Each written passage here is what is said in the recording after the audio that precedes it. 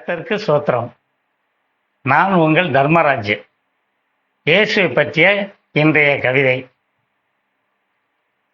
குழந்தையைப் போல நினைப்பார்.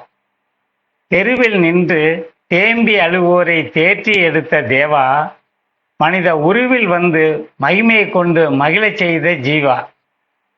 கருவாய் உருவாகும் முன்னே அவரை கண்டு அறிந்தவர் அல்லவா, உம் கிருபையை என்று அதை நான் இங்கு காண்போருக்கு எடுத்து சொல்லவா.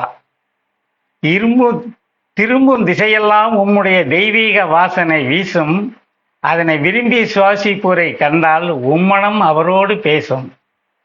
இரும்பாய் இருக்கும் மனதை உம்மால் இலக வைக்க முடியும், சின்ன துரும்பு கூட நீர் சிரமசைத்தால் உமக்கு கீழ்ப்படியும்.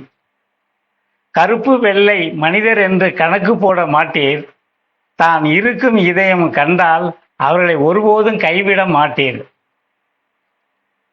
கரும்பாய் இனிக்கும் உன் சொல்லை கேட்போரை கட்டி அணைப்பீர், அவர் அரும்பு முளைத்த ஆம்பிளையா இருந்தாலும் குழந்தையைப் போல நினைப்பீர். இதே மாதிரி மேலும் என்னுடைய கவிதையை கேட்க இந்த சேனலை சப்ஸ்கிரைப் செய்வோம். இது பிடித்திருந்தால் லைக் செய்யவும், மற்றவர்களுக்கு ஷேர் செய்வோம். நன்றி.